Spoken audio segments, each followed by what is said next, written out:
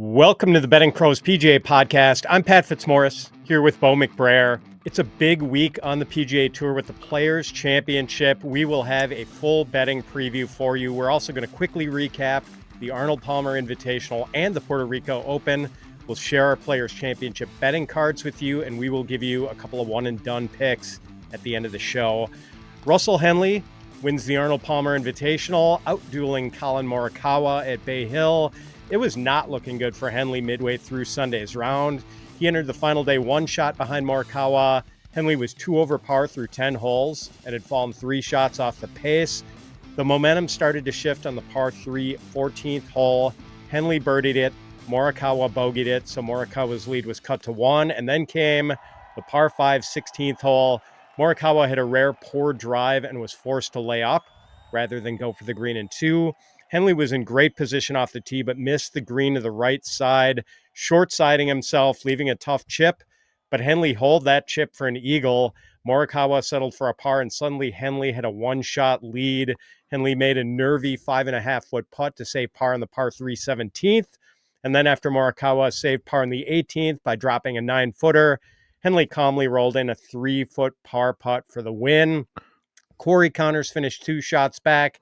He was in the hunt all weekend, but just couldn't make enough birdies on Sunday. Didn't get his first one until the 16th hole. Michael Kim lurked around. He's been playing really well. Keegan Bradley shot an 8 under par 64 on Sunday to get close to the lead, but he had shot himself kind of out of it with the 76 on Saturday.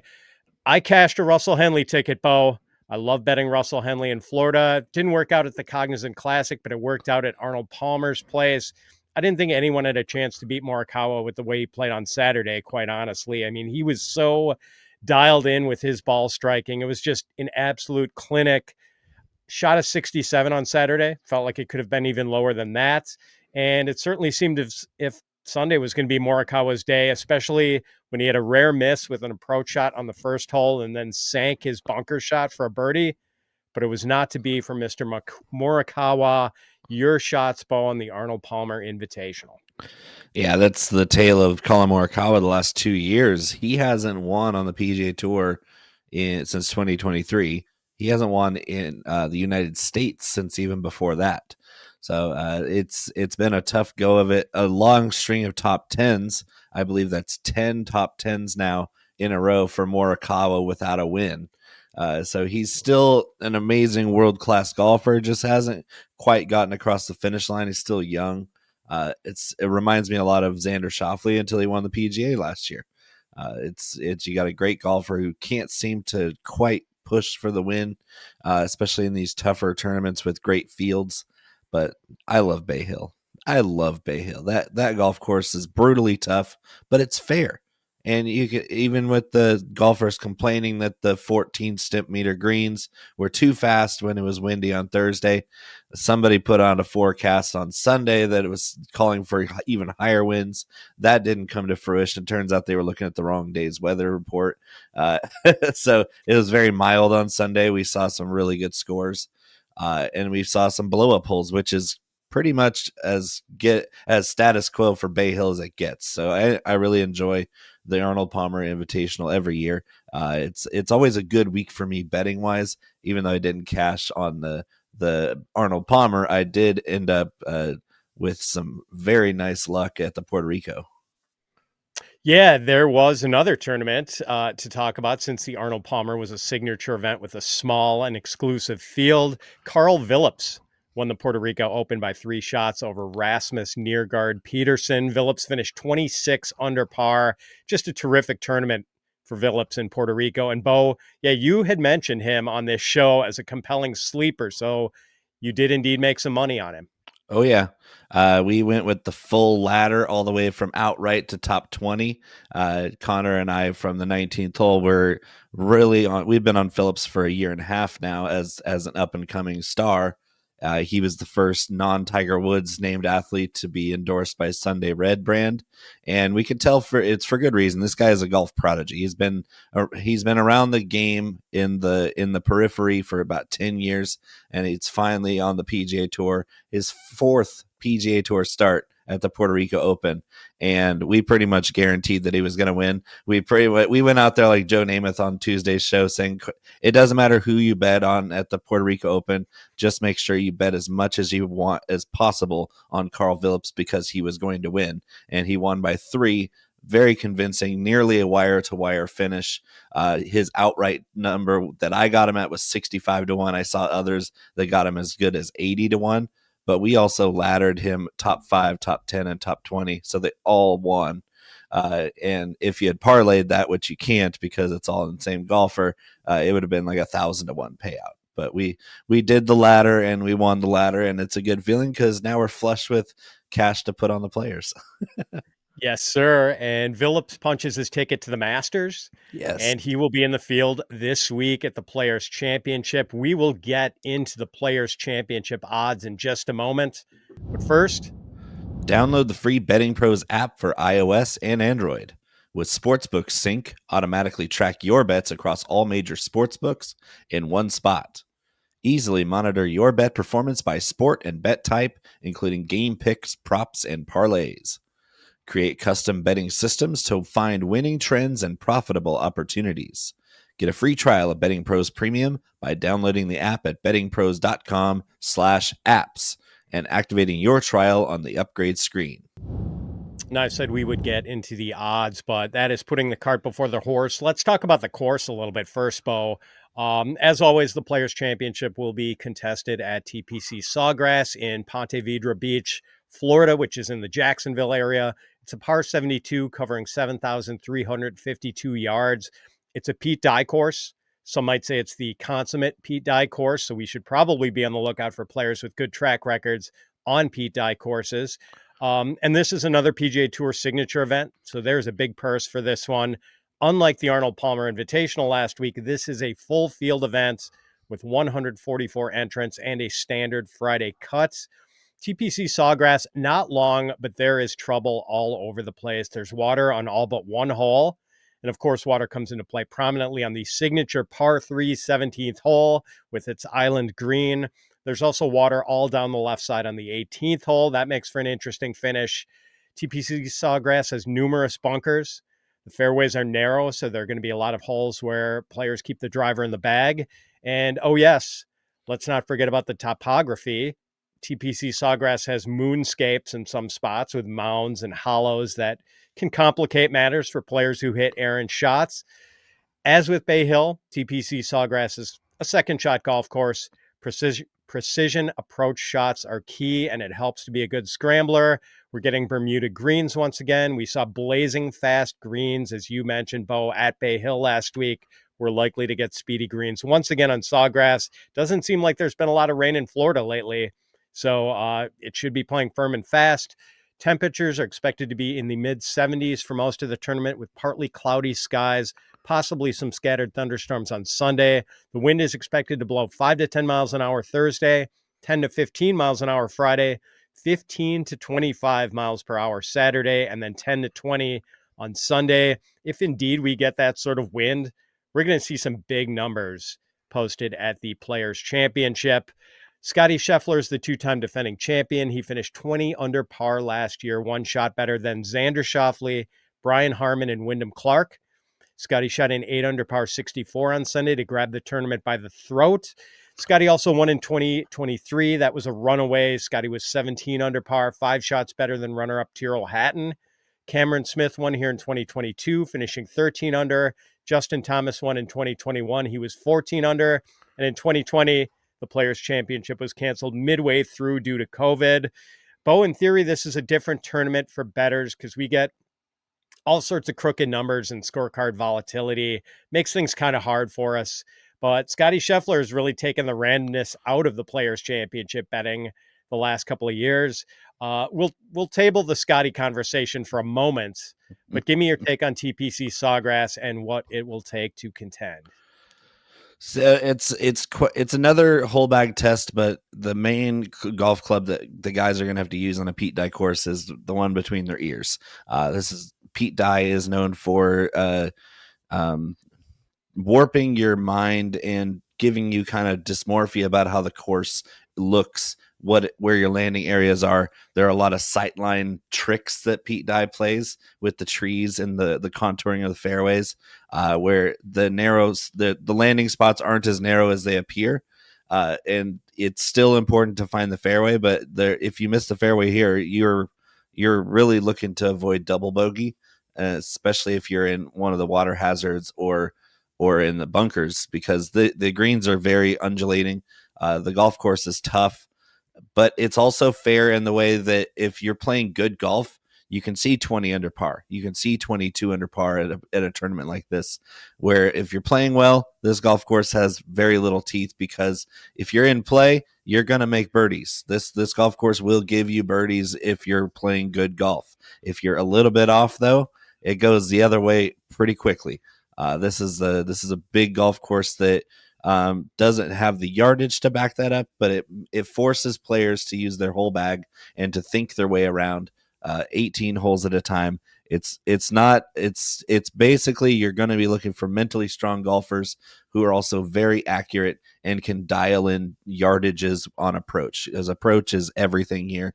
And then if you're a little bit wayward on approach, having an amazing short game is going to be essential here. Yeah, and it's one of those courses, Bo, where you do not get a lot of consistency in results over the years. I mean, we've seen Scottie win 2 years running, but other than that, like, there are very few players who haven't missed a cut here at least once in their last 5 appearances. Even some of the top players, even Scottie himself, I believe, missed a cut not long ago. So, well, let's get to the odds. All odds are courtesy of DraftKings as of Monday morning, and we'll start with the favorites. Scottie Scheffler, heavy favorite at plus 360. Rory McIlroy is 8-1. Xander Schauffele and Collin Morikawa are 16-1. Ludvig Åberg and Justin Thomas are 20-1. Hideki Matsuyama and Tommy Fleetwood are 30-1. Patrick Cantlay is 35-1, and Shane Lowry and Russell Henley are 40-1. Obviously, Bo, the conversation starts with Scottie, the 2-time defending champ. How do you feel about him at plus 360? I mean, it's too short for what we've seen from Scottie so far this season. I'm not about to, he was the first player to ever win here back to back. I don't think there's any chance he wins back to back to back. But if he is going to win, it's not going to be me betting him at plus 360, or this morning I found him at plus 400. It's still too short, especially in this level of field. The competition is as good as it gets at the Players, the original signature event that's always had the highest payout for the winner's purse. This tournament brings all the big dogs, and not all of them play well here. Scottie Scheffler winning back-to-back, he hasn't finished inside the top 40 in any other appearance here. So it's just, you never know what you're going to get. It's the Players is volatile, and so if Scottie is within 5 of the lead or 6 of the lead entering a Sunday, I might live bet him at maybe 12-1 or 14-1 to kind of make a comeback charge like he did last year. A final round 64 is going to win a lot of times at the Players. So Scottie, if he's within range, I'm willing to do the live betting on him, because he's just so good coming back from anywhere in the field. But my card starts with Xander Schauffele, 18-1 for that quality of player. He came out really rusty. His first round of the season since the century with the rib injury. He comes out there at Bay Hill and has to deal with the toughest conditions they've seen on tour all year. And he was in danger of missing his first cut in 57 starts. What did he do? He went out there on Friday and he went low so he could make the cut. And so Xander Schauffele, for me, as good as he is with through the bag with irons and approach and short game, he's where I start my card. I don't think there's any trouble with betting him at such a long number. And then Justin Thomas, the course history here speaks for itself. This is one of the guys who has had no trouble making cuts at Sawgrass, despite all the tribulations he's had elsewhere on tour. Justin Thomas Renaissance year is here at 2025, and to get him at 20-1 is an absolute bargain. Yeah, JT won here in 2021, 3 top 10s in his last 5 starts at Sawgrass, although he did finish a disappointing 36th last week at Bay Hill. But you're right, Bo, he's been in really good form. Schauffele, I guess it's just like, do you need the prove it tournament from Xander before you bet him? The problem is You're not going to get him at these types of odds ever if you again. wait for that prove it tournament. So yeah, it's probably a good time to jump on him. He proved it to me when I watched his Friday round, bouncing back after a really kind of just a crappy run around the golf course. It was brutal. I felt bad for him on Thursday because that's his first round of the serious season that he's starting, coming off an injury, and he has to deal with conditions where some guys couldn't even break 80 that day. Yeah, it was tough. And Xander had not played since the season opening century in the first week of January. So it had been a while. Didn't show much got rid of the rust pretty quickly on Friday. So Rory McIlroy won here in 2019, but hasn't finished better than 19th in any of his last 4 trips to Sawgrass. I just don't like him at 8-1, Bo. His wedge play isn't good enough for here. Yeah, definitely not. So Morikawa has played here 4 times. He finished 41st in 2021, missed the cut in 2022, was 13th in 2023, 45th last year. I don't really care that the track record isn't great. His ball striking was so good last week at Bay Hill that I kind of want to bet him on Sawgrass, Bo. I mean, his distances were so dialed in on his approach shots. It was impressive to see. Ludvig Åberg finished 8th here in his Players Championship debut last year. Won a few weeks ago at the Genesis Invitational at Torrey Pines. He's very interesting. Hideki Matsuyama, 5th and 6th in his last 2 trips to Sawgrass. 4 top 10s here in his last 7 trips, and he has 5 top 25s in 7 starts this season. Who else, Bo? Russell Henley, terrific on Bermuda, plays well in Florida, won last week, finished 6th the week before. He's had 2 top 20s in his last 3 trips to Sawgrass. I just don't like betting guys coming off a win. So I'm getting off the Russell Henley train after being aboard in first class the last 2 weeks. Yeah. And one guy I've also been betting, Bo, Shane Lowry, was kind of in the hunt this past week at Bay Hill, finished 7th, tapered off a bit on the weekend. He's finished top 20 at the Players Championship 3 of the last 4 years. And if we do get this wind that we're seeing in the forecast, that could certainly work in his favor. Yeah, it certainly could. Going back to Morikawa, I just don't think his short game can hold up. This Pete Dye golf course, it presents a different type of challenge, and what we've seen from Morikawa at this golf course is that even the slightest wayward approach shot, which he's not very prone to have, but we saw a couple squirrely approach shots on Sunday at Bay Hill. That doesn't play at Sawgrass. Sawgrass, you miss your spot, and it's not just hitting the green; it's hitting your spot on the green to get a good score at Sawgrass. I just don't think if he misses his spots like he has in the past at Sawgrass, his chipping has been so bad, and his putting is not great either. Morikawa better be dialed in from tee to green because the rest of his game has not supported it enough to push it across the finish line. I just don't know if I could ever bet Morikawa here, especially when he's still probably hurting pretty bad about what happened on Sunday. True. And Åberg is interesting. I really do think Åberg could play here. I mean, seeing his first appearance at the Players, where traditionally guys really have no clue how to play a Pete Dye golf course like that. Of course, he's cool, calm, and collected, smiling around and finishing top 10. Just ho-hum, roll out of bed, play the Players for the first time, and finish top 10 like nobody does ever. Like usually it takes 3 or 4 times getting to Sawgrass to even figure out how the golf course is laid out and where you're supposed to play the ball. Yeah, that was very impressive last year, what Åberg was able to do in his Sawgrass debut. Let's look at some more odds this time for some of the mid-range plays. Keegan Bradley and Sungjae Im are both 50-1. Wyndham Clark and Sam Burns are 55-1. We have a big group at 60-1 with Maverick McNeely, Jason Day, Tony Finau, Corey Connors, Siwoo Kim, and Sepp Straka. Viktor Hovland and Daniel Berger are 65-1, and at 70-1 are Minwoo Lee, Jordan Spieth, Will Zalatoris, Tom Kim, and Robert McIntyre. Any interesting mid-range options, Bo? There's 2 guys I have circled. One guy has immaculate course history here. That's Wyndham Clark, runner-up last year, 55-1.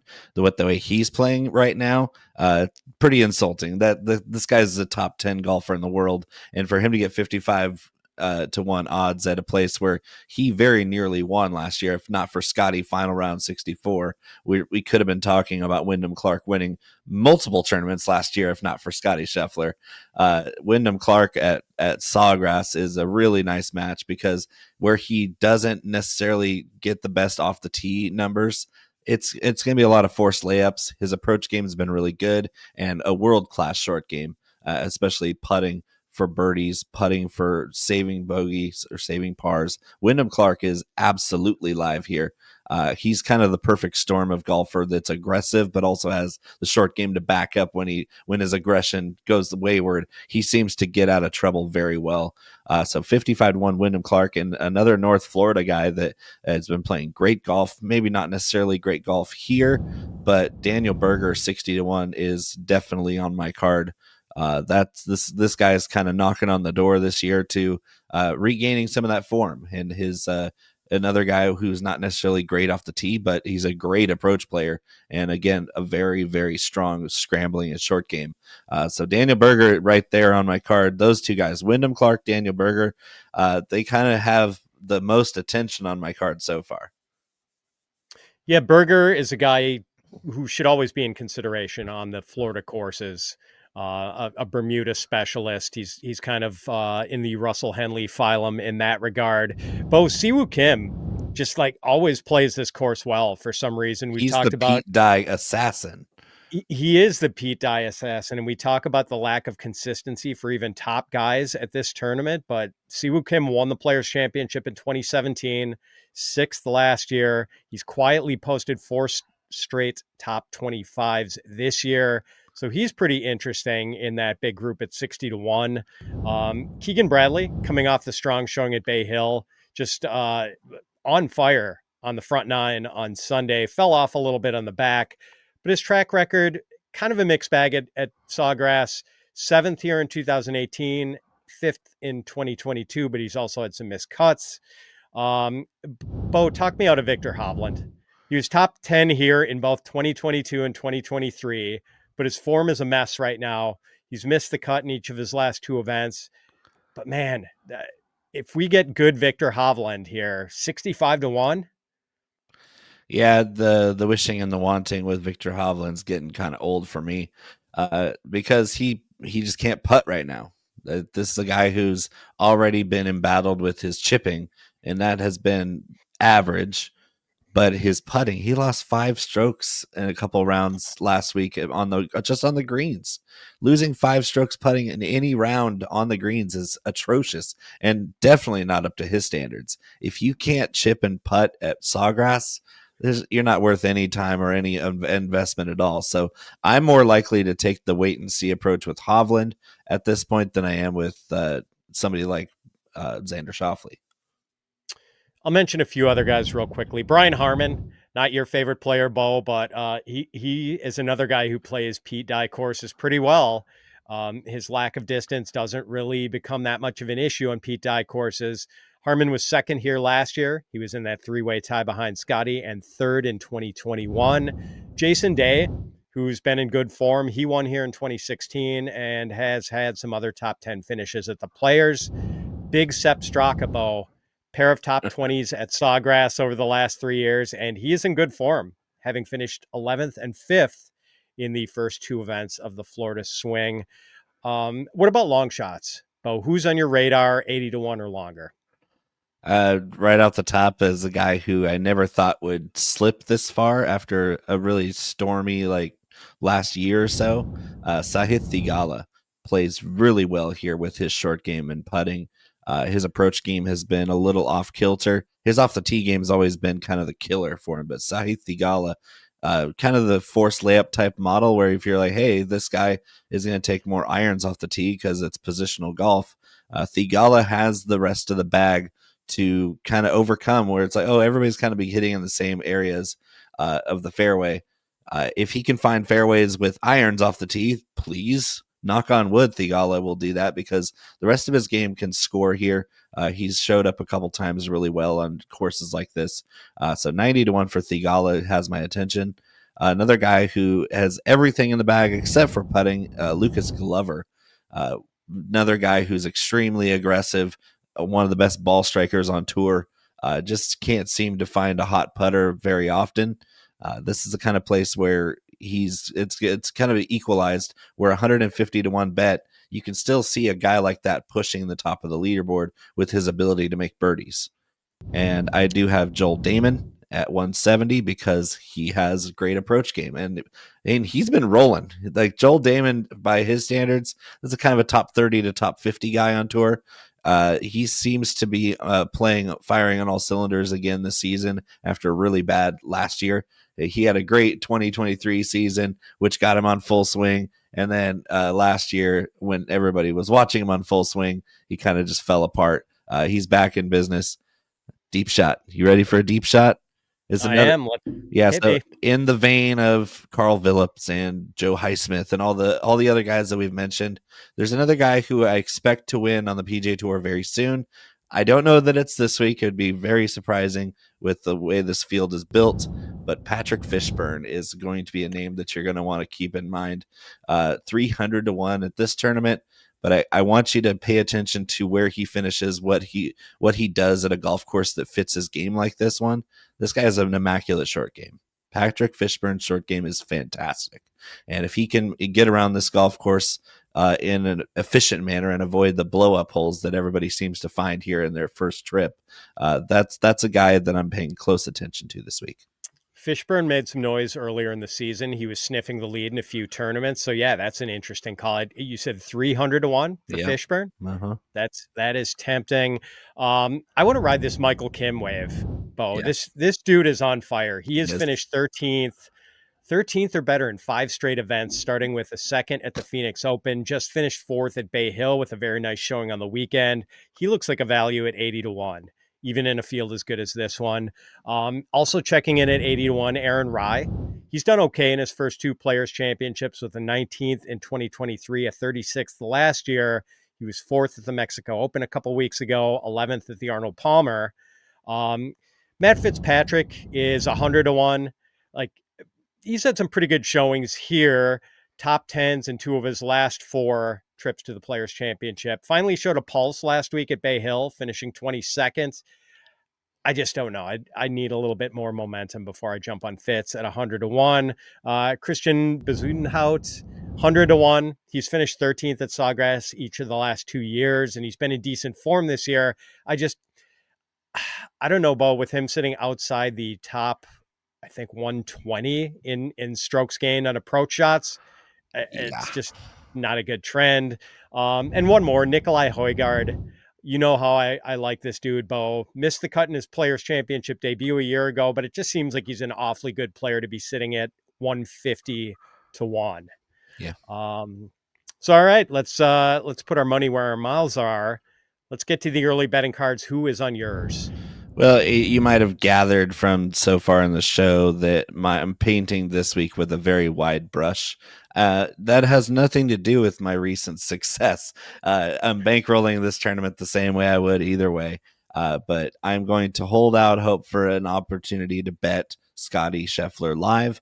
But until then, I'm going to have Xander Schauffele at 18 to 1, Justin Thomas at 20 to 1, Wyndham Clark at 55, Daniel Berger at 60, Sahith Theegala at 90, Lucas Glover at 150, Joel Dahmen at 170, and Patrick Fishburn at 300.